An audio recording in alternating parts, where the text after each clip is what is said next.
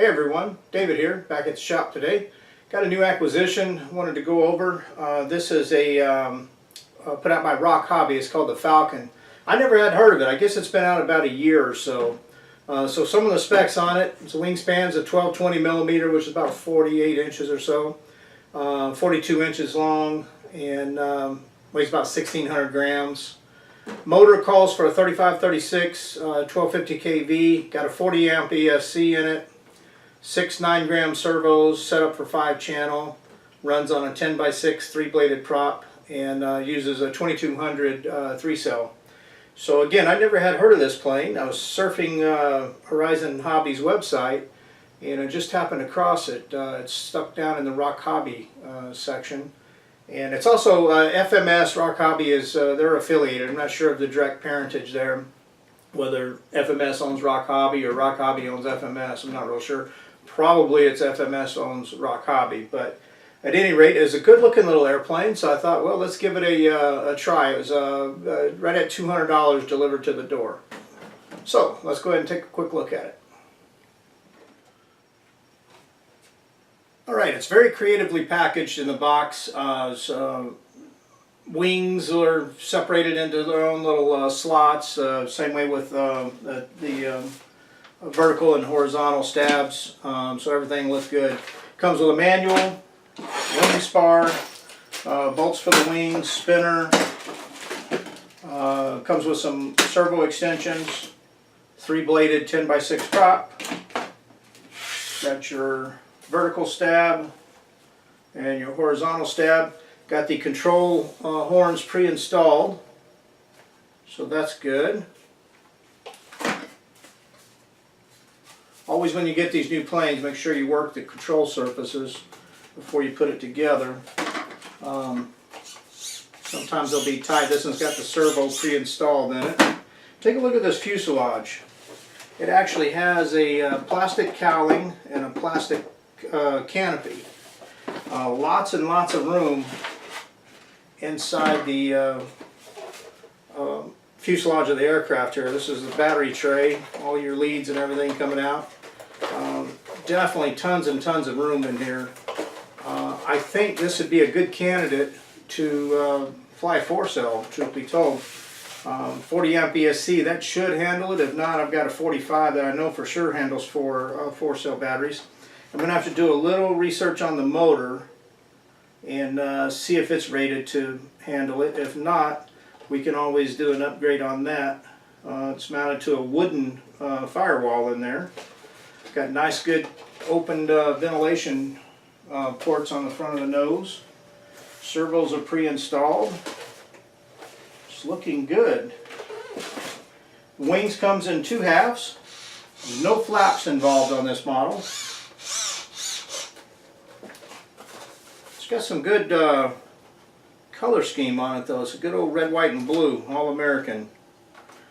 One of the things that is interesting on this is that the landing gears have compression struts on them, both on the mains as well as on the front wheel. Front wheel looks like it's trailing link, and the mains are straight oleos. So that should be interesting. Alright, well, we'll get this put together and take a closer look at it. Okay, we have the Falcon put together. Went together relatively easy. It's all bolt together, there's nothing glued on. A couple of misprints in the manual where it references the lengths of your screws. You got 2 long ones and 2 short ones, and the manual calls all 4 being the same length. Same way with your vertical stab. It was calling out to have same length, and there was a short and a long one there. The one holding on the horizontal flat did look accurate. It's got the little release lever here to get your canopy off and on, and again, just super large access inside the canopy. Bring this a little closer over here, see if we can get a good shot of it. Tons and tons of room, and it looks like the battery will be mounted forward into the compartment, and all of your connections will be put together and stuck in the back of it here in the fuselage. I don't have a receiver on hand. I'll have to go and pick one up. One thing I wanted to point out, look at this right here. there is actually 2 servos for the elevator, 2 separate ones. I saw when I was putting it together 2 linkage rods, and I thought, well, it's coming into a single servo, but it actually is not. It's going into 2 separate servos for the elevator. So that's real good. You can get it trimmed out really nice then. You'll have to be mindful when you're selecting your model type in your radio so that you don't set it up as normal with only one elevator. If you do, you won't get split controls. It is on a Y harness for the elevator. If you have a 6-channel receiver, you can put one on auxiliary 6, channel 6 on it, or auxiliary 2, and one in your actual elevator, and then you can dial it in each individual one. You can set the trim on it to get it to track straight, and it'll come through. Sometimes you do a loop in a plane, you'll see it corkscrew out. That's because one of your elevators, or most of the time anyway, it's because one of your elevators is out of sync with the other one. So, propeller, it's the first one I've seen like this, where when you cinch down your spinner, underneath there's a aluminum spinner. When you cinch that down, your propeller can still free turn on the behind that spinner. So putting this plastic nose cone is what actually secures it up and locks it down. It's the first one I personally have seen like that. But just turning it by hand there, it looks like it was tracking pretty straight and true. So I did not try to balance it or anything like that. And again, we haven't tried the landing gear out, waiting to get the receiver. So I'll run down to the hobby town and pick up a receiver and come back, get it all put together and get it trimmed out in the radio, and we'll give it a try.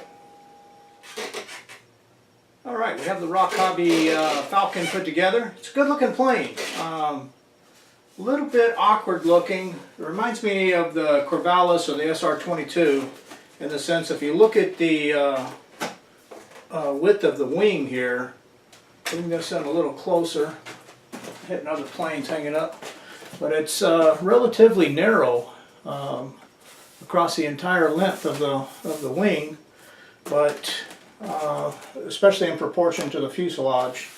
Fuselage is like me, he's got a big middle section and little tiny wings, so it's built just like me. Big belly, skinny arms. So let's deploy the gear on this. I don't know if that came out in the view or not, but here it goes again.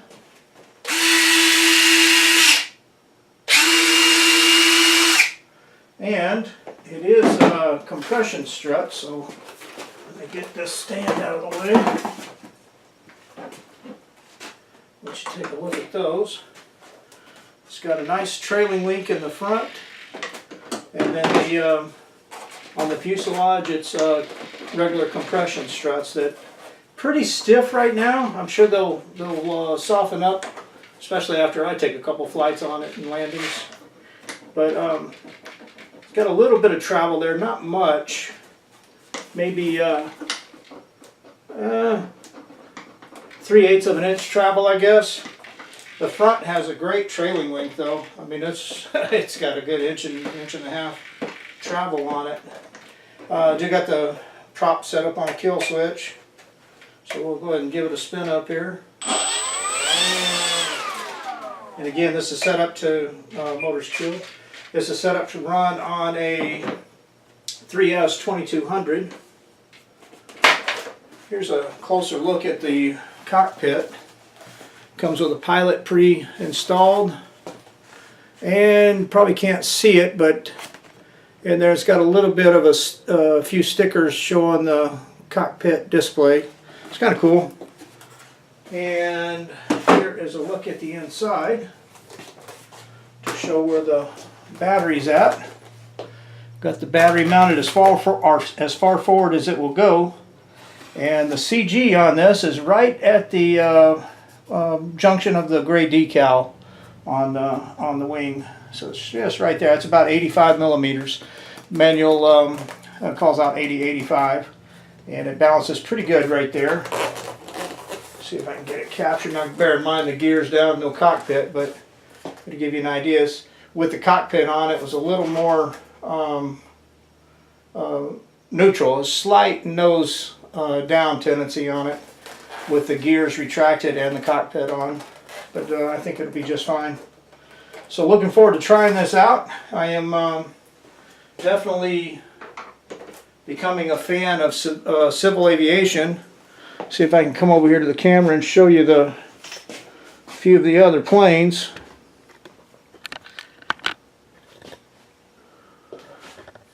Alright, we've got the Dynam Grand Cruiser back here.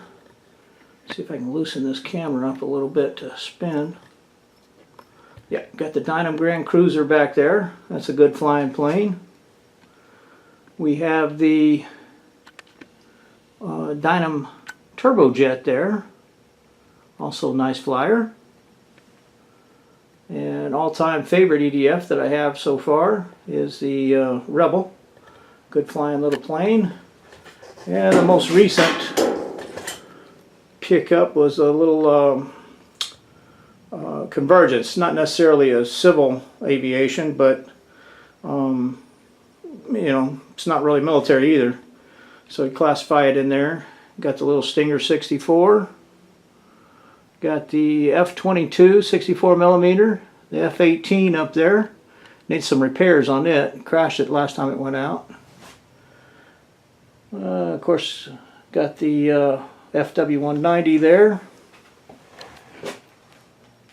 Spitfire. And let's move over here to the other side. Sorry for the jostling around. Then we've got the F-35. It's got thrust vectoring on it, retracts.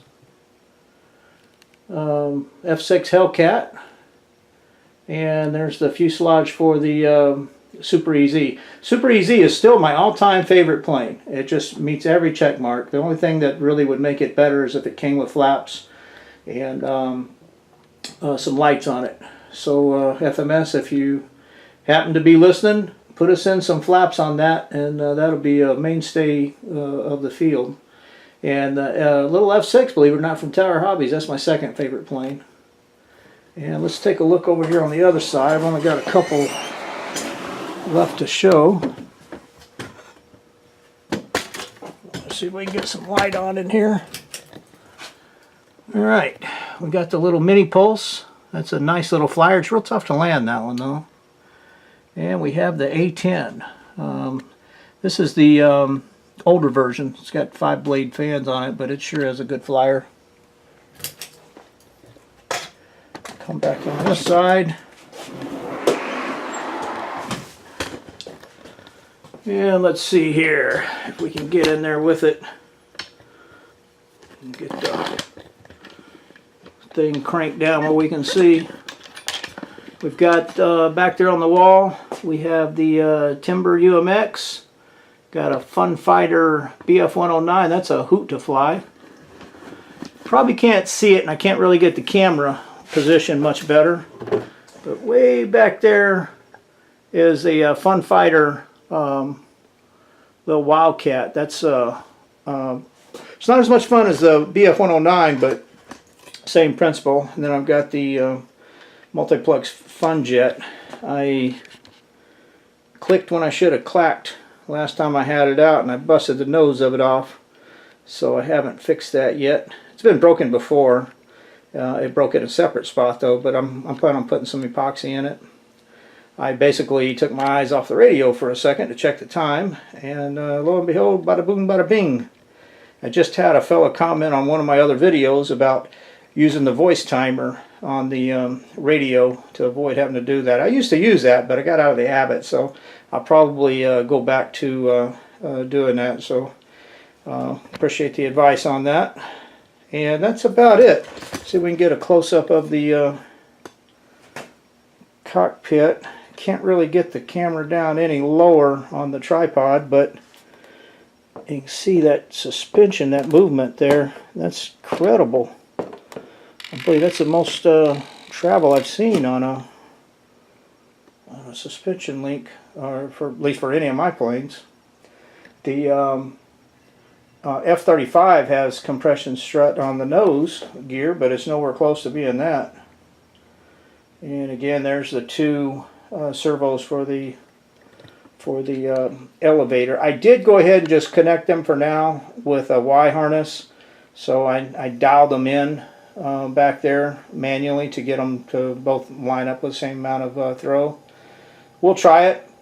If it works out where it corkscrews on me in a loop, then I'll go and take the Y harness off. But everything cleaned up in here fairly nice. Got the wires kind of zip tied together off over here to the side.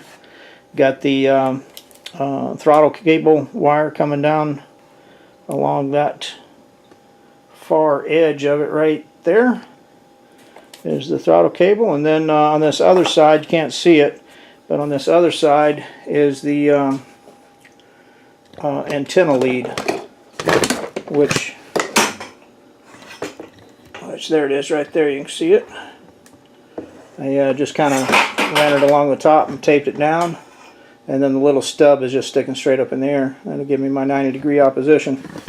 So overall, looking forward to trying this thing out. I think it will be a I think it will definitely be a fun plane, especially with that landing gear.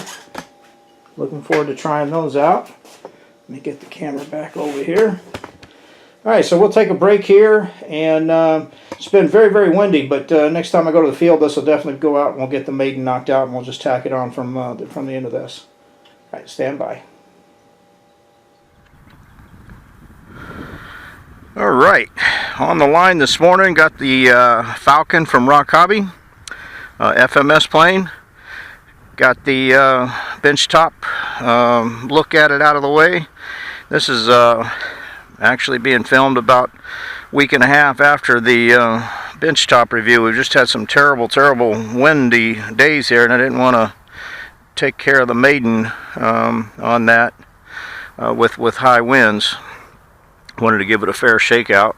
So this plane, I'm not sure if I pointed it out in the Benchtop review. If you look at the very front here of the nose, got some excellent cooling vents in it. They're probably almost 1-inch squares, or 1-inch rectangles. Alright, only one here. Got a small breeze this morning, about 4 miles an hour coming out of the southeast. So let's give this a try. Going to be on low rates on the aileron, and we're going to start off with mid rates on the rudder and elevator. And of course, we may change that as we're out there. There's only about a dozen or so videos on YouTube on this plane, so I'm not real sure why that is. From what I could gather, I think this has been out for about a year now, so I'm not sure why it didn't gain any popularity. Alright, let's roll this out here. You can see that front suspension working really well. I mean, it's really digging in good. Alright, here we go.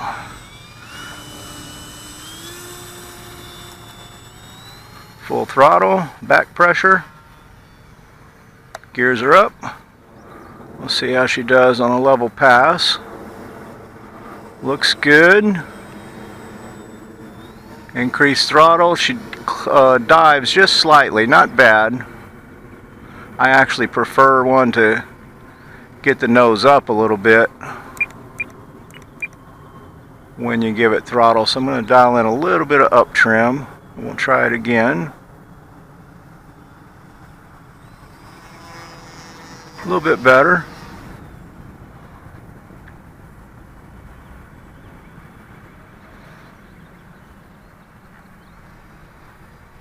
Yeah, perfect right there on that. Alright, so I think we got it dialed in now, so we'll try to get it down here for a couple of low passes. This is running a 3-bladed prop. It's got a big fuselage on it, and I can tell you, even on this light wind, it is getting buffeted just a little bit. The plane definitely does not have a lot of power to it. So I think it would probably benefit from trying this out on a 4-cell pack. Might have the climb rate just a little high on throttle up.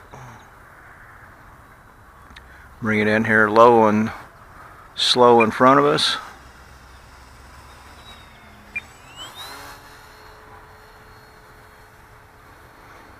Alright, first gut instinct on this. Not a beginner's plane. Definitely not a beginner's plane. I was hoping it would be. I think if you've got some experience on flying planes, you'll probably be okay on this with a second or maybe third plane. But I think you'd be inviting trouble if you just grab this as your first time up in the air. Make a full speed pass here.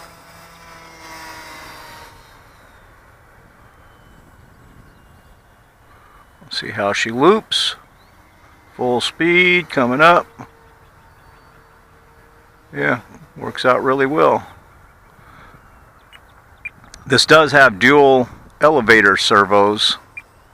However, I connected them off of a Y harness. So if you really wanted to dial them in manually, you could certainly split it. No flaps on this, so if you got a 7-channel or more radio, you could actually dial in your ailerons and your elevators both on separate channels. Alright, let's get one roll in under our belt at low rates and see how she does. Get a little bit of a climb here. Ooh, very slow on the low rates.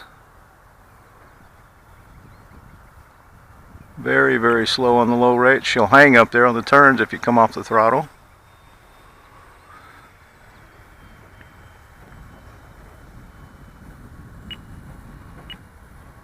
There's our fun meter going off, so we'll make us a gear pass here.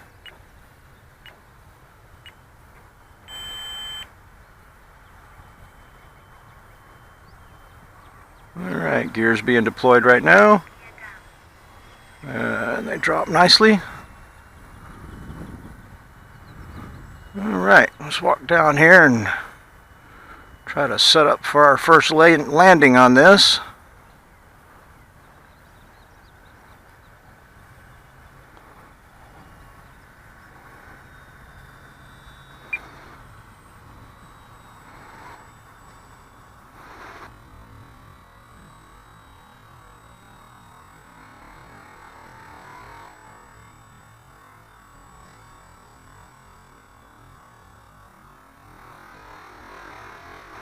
Alright, the Maiden is in the book.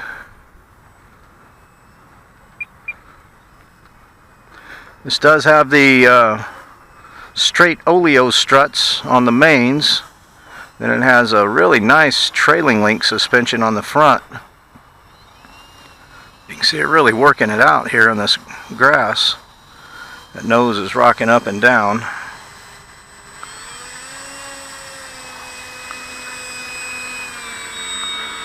Shit. Gear is really nice and got a lot of travel on it. Alright, little recap on this. Good looking plane, I think. We'll try it again as the wind is going to pick up here in a few minutes.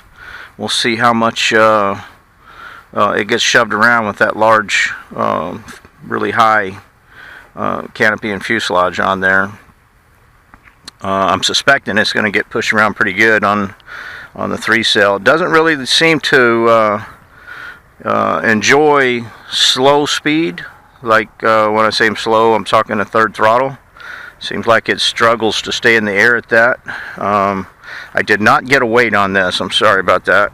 But just a guess at it, I'm going to say it's probably about 2.5 pounds. So it's not a real heavy bird. But overall, I would put this as a recommended buy based on the first flight. that recommendation is subject to change. So again, I'm not real sure why there's only a dozen or so videos out there, and none of them are really going into any great details about the plane as far as quirks or good things about it. So as we get more experience with it, I'll keep you posted. Thanks for watching.